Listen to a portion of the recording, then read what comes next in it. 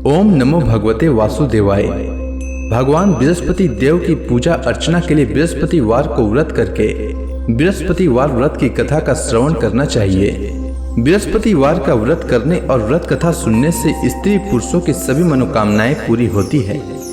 इस व्रत से धन संपत्ति की प्राप्ति होती है, निसंतानों को पुत्र प्राप्ति होती है, परिवार में सुख शांति बनी रहती है, सभी आनंद पूर्वक रहते हैं। अब आइए सुनते हैं बृहस्पतिवार व्रत कथा। प्राचीन समय की बात है। भारत में एक राजा राज्य करता था। वह बड़ा प्रतापी तथा दानी था। वह नित्य प्रति मंदिर में भगवत दर्शन करने जाता था। वह ब्राह्मण और गुरु की सेवा किया करता था।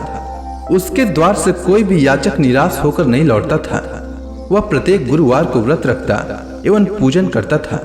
हर दिन गरीबों की सहायता करता था। परंतु यह सब बातें उसकी रानी को अच्छी नहीं लगती थी। वह न तो व्रत करती और न किसी को एक भी पैसा दान में देती थी। वह राजा से भी ऐसा करने को मना किया करती थी। एक समय की बात है। राजा शिकार खेलने वन को चले गए। घर पर रानी और दासी थी। उस समय गुरु बृहस्पति साधु का रूप धारण कर राजा के दरवाजे पर भिक्षा मांगने आए। साधु ने रानी से भिक्षा मांगी तो वह कहने लगी, हे साधु महाराज, मैं इस दान और पुण्य से तंग आ चुकी हूँ। इस कार्य के लिए तो मेरे पति देव ही बहुत हैं। अब आप ऐसी कृपा करें कि सारा धन नष्ट हो जाए तथा मैं आराम से रह सकूं। साधु रूपी बृहस्पति देव ने कहा, हे देवी, तुम बड़ी विचित्र हो। संतान और धन से कोई दुखी नहीं होता है, इसको सभी चाहते हैं। पापी भी पुत्र और धन की इच्छा करता है। अगर तुम्हारे पास धन अधिक है तो भूखे मनुष्यों को भोजन कराओ, प्याऊ लगाओ, ब्राह्मणों को दान दो, धर्मशालाएं बनवाओ, कुआं, तालाब, बावड़ी, बाग, बगीचे आदि का निर्माण कराओ तथा निर्धनों की कुंवारी कन्याओं का विवाह कराओ। साथ ही यज्ञ आदि करो। इस प्रकार के कर्मों से आपके कुल का और आपका नाम परलोक में सार्थक होगा एवं स्वर्ग की प्राप्ति होगी। परंतु रानी साधु की इन बातों से खुश नहीं हुई। उसने कहा, हे साधु महाराज, मुझे ऐसे धन की आवश्यकता नहीं जिसको मैं अन्य लोगों को दान दूं तथा जिसको रखने और संभालने में ही मेरा सारा समय नष्ट हो जाए। साधु ने कहा, हे देवी, यदि तुम्हारी ऐसी इच्छा है तो जैसा मैं तुम्हें बताता हूँ तुम वैसा ही करना। बृहस्पतिवार के दिन घर को गोबर से लिपना, अपने केसों को पीली मिट्टी से धोना, केसों को धोते समय स्नान करना, राजा से कहना वह हजामत करवाए, भोजन में मांस मदिरा खाना, कपड़ा धोबी के यहाँ धुलने देना। इस प्रकार 7 बृहस्पतिवार करने से तुम्हारा धन नष्ट हो जाएगा। यह कहकर साधु महाराज रूपी बृहस्पति देव अंतर ध्यान हो गए। रानी ने साधु के कहने के अनुसार 7 बृहस्पतिवार तक वैसा ही करने का विचार किया। साधु के बताए अनुसार कार्य करते हुए केवल 3 बृहस्पतिवार ही बीते थे कि उसकी समस्त धन संपत्ति नष्ट हो गई। भोजन के लिए दोनों समय परिवार तरसने लगा तथा सांसारिक भोगों से दुखी रहने लगा। तब वह राजा रानी से कहने लगा कि हे रानी, तुम यहाँ पर रहो, मैं दूसरे देश को जाता हूँ, क्योंकि यहाँ पर मुझे सभी मनुष्य जानते हैं, इसलिए मैं यहाँ कोई कार्य नहीं कर सकता। मैं अब परदेश जा रहा हूँ, वहाँ कोई काम धंधा करूंगा, शायद हमारे भाग्य बदल जाए। ऐसा कहकर राजा परदेश चला गया। वह वहाँ जंगल से लकड़ी काट कर लाता और शहर में बेचता। इस तरह जीवन व्यतीत करने लगा। इधर राजा के बिना रानी और दासियां दुखी रहने लगी। किसी दिन भोजन मिलता और किसी दिन जल पीकर ही रह जाती। एक समय रानी और दासियों को 7 दिन बिना भोजन के व्यतीत करना पड़ा। तो रानी ने अपने दासी से कहा, हे दासी, यहाँ पास के ही नगर में मेरी बहन रहती है।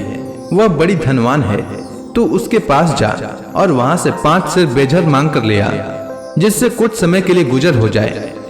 दासी रानी की बहन के पास गई। रानी की बहन उस समय पूजा कर रही थी। बृहस्पतिवार का दिन था। दासी ने रानी की बहन से कहा, हे रानी, मुझे आपकी बहन ने भेजा है, मुझे 5 सेर बेझर दे दो। दासी ने यह बात अनेक बार कही, परंतु रानी की बहन ने कोई उत्तर नहीं दिया, क्योंकि वह उस समय बृहस्पतिवार की कथा सुन रही थी। जब दासी को रानी की बहन से कोई उत्तर नहीं मिला तो वह बहुत दुखी हुई। उसे क्रोध भी आया। वह लौटकर रानी से बोली, हे रानी, आपकी बहन बहुत ही धनी स्त्री है। वह छोटे लोगों से बात भी नहीं करती। मैंने उससे कहा तो उसने कोई उत्तर नहीं दिया। मैं वापस चली आई। रानी बोली, हे दासी, इसमें उसका कोई दोष नहीं है। जब बुरे दिन आते हैं तब कोई सहारा नहीं देता। अच्छे बुरे का पता विपत्ति में ही लगता है। जो ईश्वर की इच्छा होगी वही होगा। यह सब हमारे भाग्य का दोष है।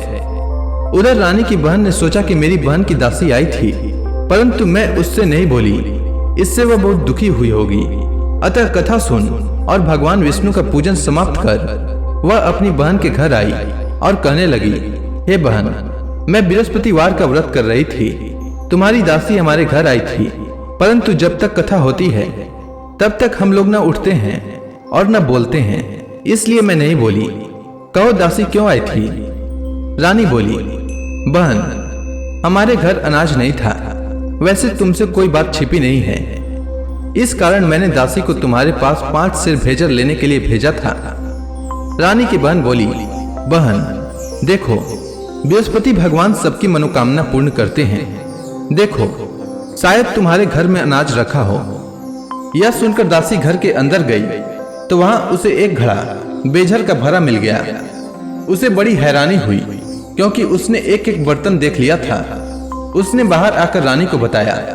दासी अपनी रानी से कहने लगी, हे रानी, देखो, वैसे हमको जब अन्न नहीं मिलता तो हम रोज ही व्रत करते हैं। अगर इनसे व्रत की विधि और कथा पूछ ली जाए तो उसे हम भी किया करेंगे। दासी के कहने पर रानी ने अपनी बहन से बृहस्पतिवार व्रत के बारे में पूछा। उसकी बहन ने बताया, हे रानी बहन, बृहस्पतिवार को सूर्योदय से पूर्व उठकर स्नान करके बृहस्पतिवार का व्रत करना चाहिए, लेकिन उस दिन सिर नहीं धोना चाहिए। बृहस्पतिवार के व्रत में चने की दाल और मुनक्का से विष्णु भगवान का केले के वृक्ष की जड़ में पूजन करें तथा दीपक जलाएं। उस दिन एक ही समय भोजन करें। भोजन पीले खाद्य पदार्थ का करें तथा कथा सुने। इस प्रकार करने से गुरु भगवान प्रसन्न होते हैं, अन्न पुत्र धन देते हैं, मनोकामना पूर्ण करते हैं। व्रत और पूजन की विधि बताकर रानी की बहन अपने घर लौट गई। रानी और दासी दोनों ने निश्चय किया कि बृहस्पति देव भगवान का पूजन जरूर करेंगे। 7 दिन बाद जब बृहस्पतिवार आया तो उन्होंने व्रत रखा। घुड़साल में जाकर चना और गुड़ बीन लाई तथा उसी दाल से केले की जड़ तथा विष्णु भगवान का पूजन किया। अब भोजन पीला कहाँ से आए? दोनों बड़ी दुखी हुई, परंतु उन्होंने व्रत किया था, इस कारण बृहस्पति देव भगवान प्रसन्न थे। एक साधारण व्यक्ति के रूप में वे 2 थालों में सुंदर पीला भोजन लेकर आए और दासी को देकर बोले, हे दासी, यह भोजन तुम्हारे और रानी के लिए है, तुम दोनों करना। दासी भोजन पाकर बड़ी प्रसन्न हुई और रानी से बोली, रानी जी, भोजन कर लो। रानी को भोजन आने के बारे में कुछ पता नहीं था, इसलिए वह दासी से बोली, जा तू ही भोजन कर, क्योंकि तू हमारी व्यर्थ में हंसी उड़ाती है। दासी बोली, एक व्यक्ति भोजन दे गया है।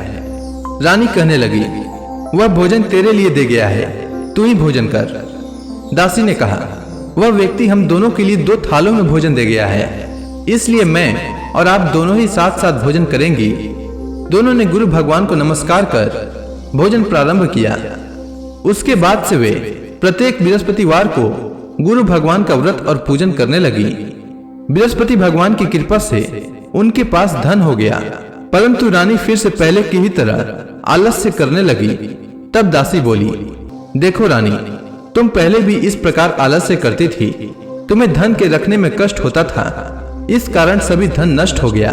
अब गुरु भगवान की कृपा से धन मिला है तो फिर तुम्हें आलस्य होता है। बड़ी मुसीबतों के बाद हमने यह धन पाया है, इसलिए हमें दान पुण्य करना चाहिए। तुम भूखे मनुष्यों को भोजन कराओ, प्याऊ लगवाओ, ब्राह्मणों को दान दो, कुआं तालाब बावड़ी आदि का निर्माण कराओ, मंदिर पाठशाला बनवाकर दान दो, कुंवारी कन्याओं का विवाह करवाओ।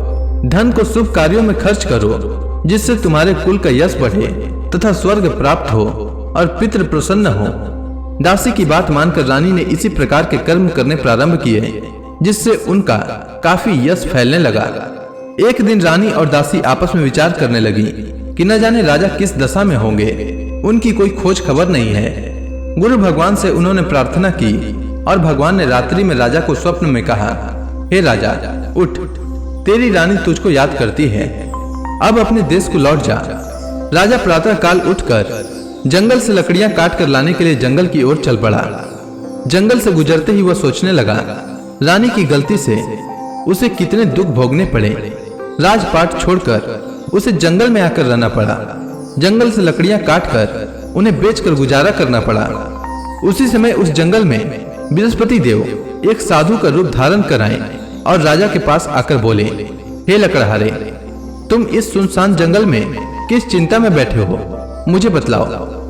यह सुनकर राजा के नेत्रों में जल भर आया और साधु की वंदना कर बोले, हे प्रभु, आप सब कुछ जानने वाले हैं।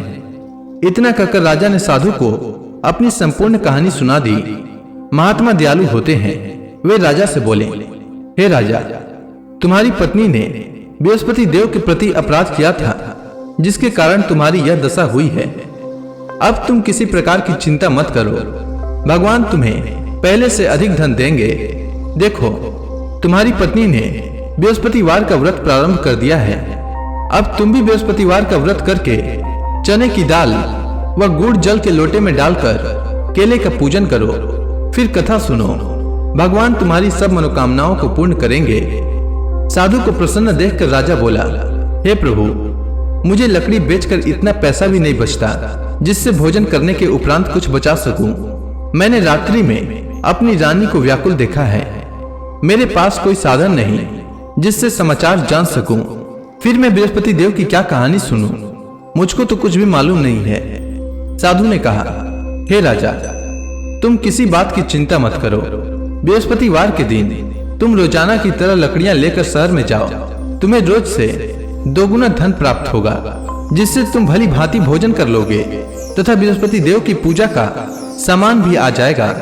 इसके बाद राजा ने साधु के कहे अनुसार बृहस्पतिवार का व्रत किया। बृहस्पतिवार का व्रत करने से राजा के दिन सुधर गए।